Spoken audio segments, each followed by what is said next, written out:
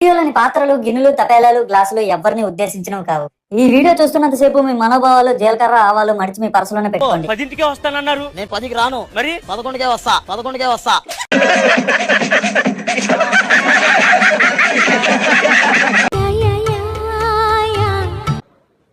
వీడిని ఎక్కడో చూసినట్టు అనిపిస్తుంది.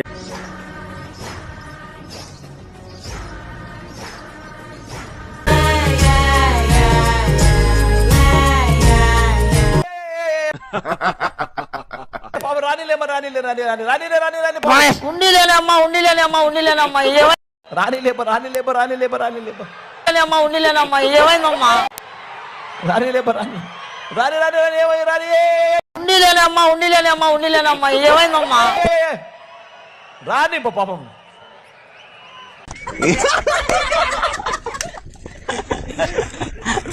నేను ఇంత కష్టపడి వీడియో ఎడిట్ చేస్తే ఎవరో లైక్ కొట్టట్లేదన్నా. అలా లేదా నేను బాధపడాలా, నాకేం అర్థమైతలేదు. సిగ్గు లేకుండా అడుగుతున్నాను దయచేసి. అంటే ఎంత కష్టపడి నేను వీడియో ఎడిట్ చేస్తుంటే చూస్తున్నారు తప్ప ఎవరు లైక్ కొట్టండి అన్నా.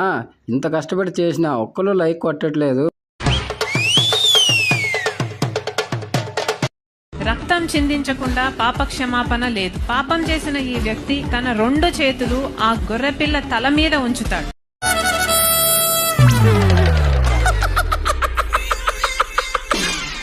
అంటే ఈయన పాపం అంతా ఆ గొర్రెపిల్లకు ఆపాదిస్తున్నాడన్నమాట. ఒకసారి అమ్మాయి క్షణంలో ఈ వ్యక్తి పాపం అంతా ఆ గొర్రెపిల్ల మీదకి వెళ్తుంది. అదే క్షణంలో ఆ గొర్రెపిల్ల పరిశుద్ధత అంతా ఈ వ్యక్తి మీదకి వస్తుంది. అంటే ఈ వ్యక్తి తన చేతులు ఆ గొర్రెపిల్ల తల మీద పెట్టినప్పుడు 2 విషయాలు జరుగుతాయి. ఒకటి, అర్థమైందిరే, ఈ వ్యక్తి పాపమంతా ఆ గొర్రెపిల్ల తీసుకుంటుంది. ఆ గొర్రెపిల్ల నీతి అంతా ఈ వ్యక్తి సొంతమవుతుంది. ఊహిస్తేనే భయంకరంగా ఉంది. తర్వాత గొర్రెపిల్లను బలి ఇస్తారు. అంటే ఈ వ్యక్తి పాపమంతా ఆ గొర్రెపిల్లకు శిక్ష పడినట్టు. సరిపోయింది. హీరో విలన్ కొట్టుకుని కమెడీని చంపేసినట్టు నా మీద పడతారేంటి?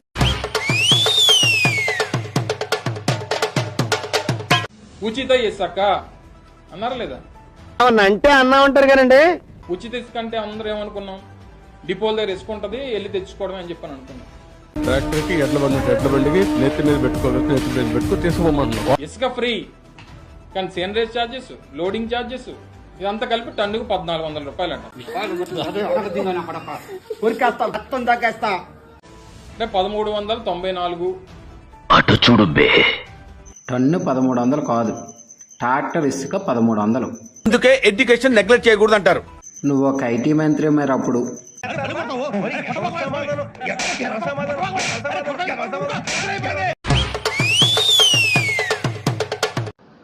ఇంకోటి 20 లక్షల మందికి నిరుద్యోగులకి ఉద్యోగాలు ఇప్పిస్తాను.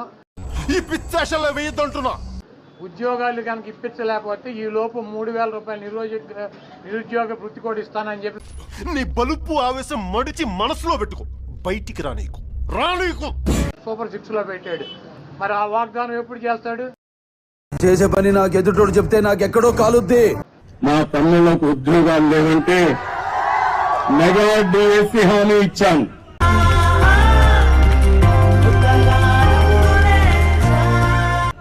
మొదటి సంతకం పెడతానని చెప్పాను.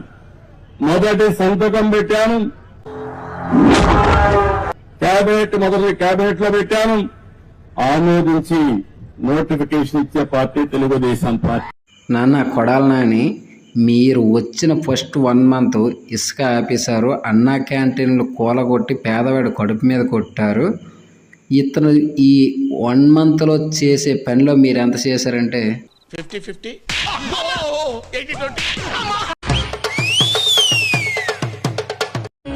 ఏ రాజ్యాంగం రాసింది ఒక వ్యక్తిని మీ గుండెల మీద పచ్చపట్టు పొడిపించుకోమని?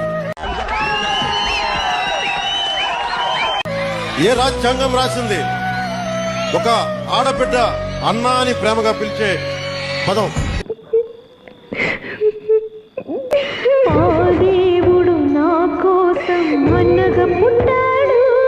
రాజ్యాంగం రాసింది ఒక తల్లి వచ్చి నాన్న నా కొడుక అని చెప్పి ఆప్యాయతగా మాట్లాడేది. దేవుడు ఒకరిని ఎన్నో కష్టాలు పెడుతున్నాడంటే అతన్నేదో మంచి పని కోసం సిద్ధం చేస్తున్నాడని అర్థం. నా ఆయుష్ పోసుకొని కూడా నువ్వు చల్లగా ఉండని చెప్పి పెద్దలు మాట్లాడే ఏ రాజ్యాంగం రాసిచ్చింది?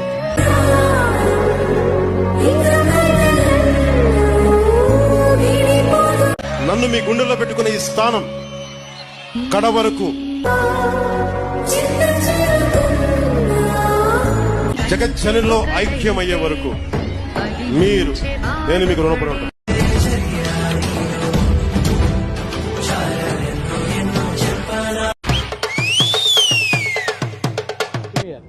There is no question of privatization.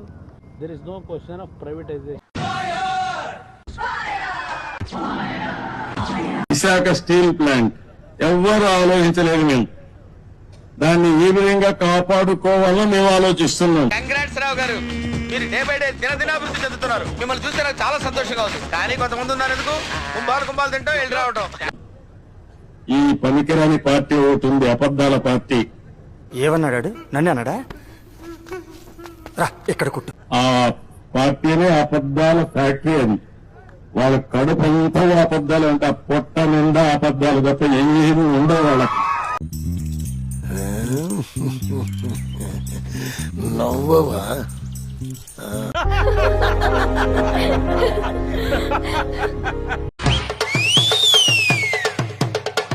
నేను అనేక సార్లు విజిట్ చేసి స్టడీ చేసి అనేక మంది అడ్వైజర్తో మాట్లాడిన తర్వాత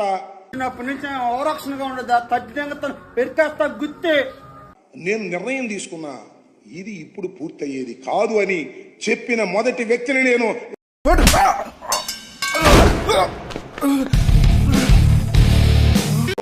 ఈ ప్రాజెక్ట్ ను సర్వనాశనం చేసిన వాడిని ఏమనాలో ఏం చేయాలి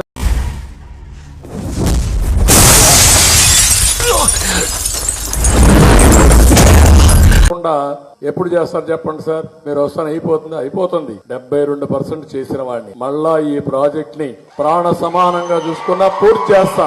The devil is back.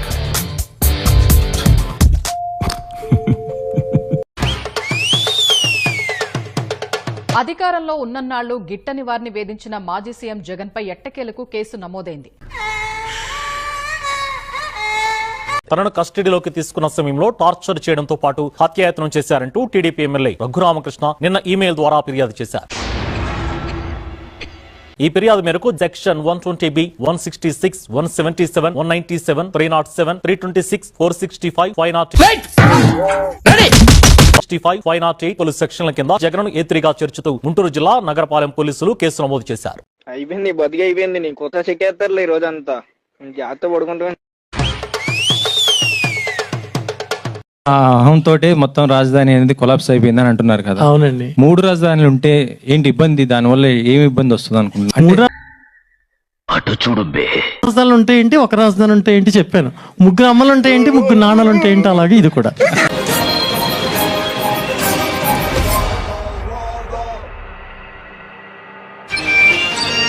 Radha 550 steel TMT.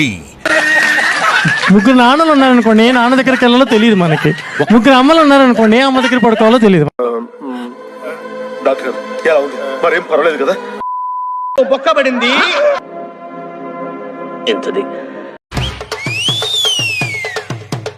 ఈసారి ఏంటంటే 88 మంది కొత్త ఎమ్మెల్యేలు అయ్యారు. యుద్ధం చేసేవాళ్ళు కావాలి, కొత్త రక్తంతో, కుత్తలాడే రక్తంతో. బట్ ఫర్ అ చేంజ్ గుండెలు చరించుకునే యువ రక్తం కావాలి.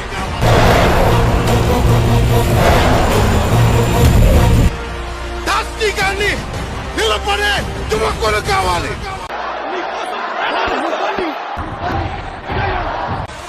కత్తులు పట్టుకునే వీర మహిళలు కావాలి.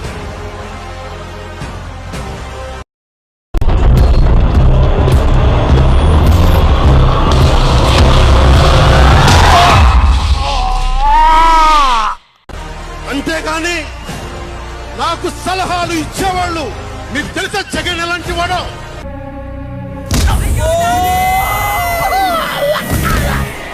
సొంత బాబాయిని మర్డర్ చేయించిన వాడు, సొంత చెల్లినే గోడకేసి కొట్టినవాడు.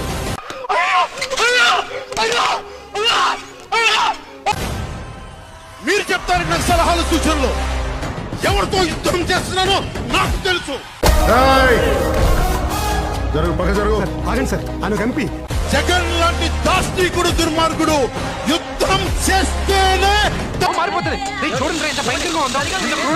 కూర్చుంటాడు. యుద్ధంతో కూల కొడితేనే కింద కూర్చుంటాడు.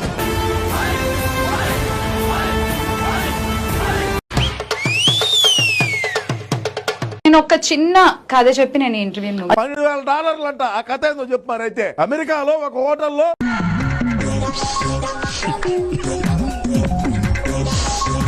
ఉంది. ఎందుకు మాస్టారు మాటిమాటికి అడుగుతారు? నాకు మాత్రం ఏం తెలుసు? $12,000 కథ ఏందో చెప్పు. 5 ఏళ్ల క్రితం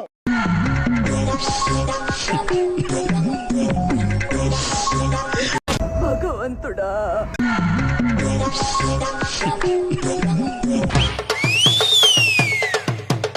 అయితే ఆయనని దత్తపుత్రుడు అన్నారు. దత్తపుత్రుడు చంద్రబాబు నాయుడు గారికి దత్తపుత్రుడైన పిఠాపురంలో శ్రీపాద శ్రీవల్లభులు కొలువు తీరి ఉన్నటువంటి దత్తుడే ఆయన్ని పుత్రుడుగా చేసుకుని విజయాన్ని కైవసం చేశారని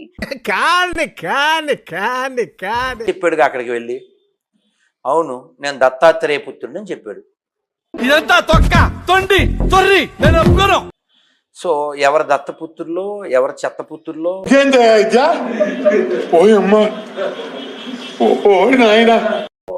తీర్పును బట్టి అర్థమైపోయింది కదా.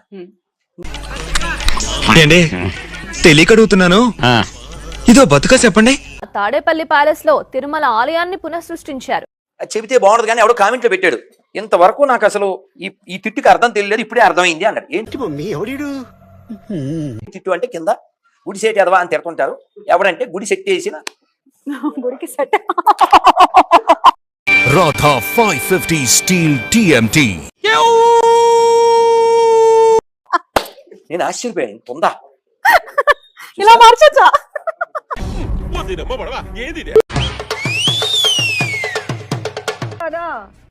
నేను పలానా సందర్భాల్లో నేను తప్పు చేశాను కాబట్టి మీరు అలాంటి సందర్భాలు వచ్చినప్పుడు మీరు జాగ్రత్తగా ఉండండి. మీ ఏది అడిగినా కూడా నీ ఇష్టానికి మాట్లాడుతున్నా. మూతి మీద కొట్టానంటే పళ్ళని రాళ్ళు చేతుల్లో పడతాయి. అవునా? కొడుతున్నా అక్కడ కూర్చొని. అంటే మీకు చెప్పలేదు కదా. ఓ మై గాడ్, ఆల్రెడీ పెళ్ళయిందా? మీరు నమ్మండి నమ్మకండి, దిస్ ఇస్ ట్రూత్. ఎవరితో అయింది? మహేష్ గత్తి గారు. అదవనే చేసుకోవాలా? ఇలా తగలడ్డాం చివరి ఆఖరికి. అవకాలంలో పుట్టుంటారని నీ దరిద్రం అది.